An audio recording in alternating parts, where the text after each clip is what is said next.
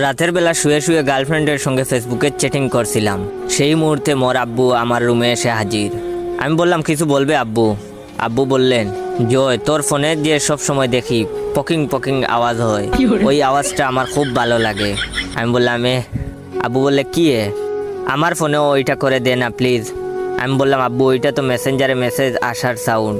আব্বু বললেন, যাই হোক না কেন আমাকে অমন করে দে, যাতে আমার ফোনেও সব সময় অমন পকিং পকিং আওয়াজ হয়। আমি বললাম, আব্বু ওটার জন্য তো তোমাকে প্রথমে ফেসবুক অ্যাকাউন্ট খুলতে হবে, তারপর মেসেঞ্জারে লগ ইন করলে তোমাকে কেউ মেসেজ দিলে এমন সাউন্ড হবে। আব্বু বললেন, তাহলে আগে কি মুখ বললি? ফেসবুক, ওইটাই খুলে দে। আমি বললাম, আরে আব্বু ফেসবুক না, ফেসবুক। আব্বু বললেন, আরে কি হলো, খুলে দে তো, বেশি কথা না বলে। আমি বললাম, আচ্ছা আচ্ছা তোমার ফোনটা দাও।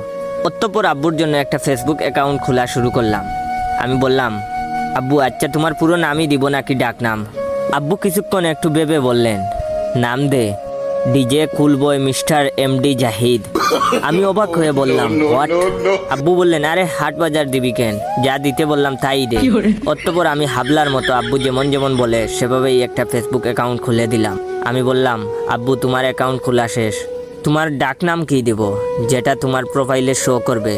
আব্বু বললেন, ডাক নাম দিবি হলো 78% ইনোসেন্ট, 95% সেক্সি, 66% কুল বয়, 44% লাভার বয়।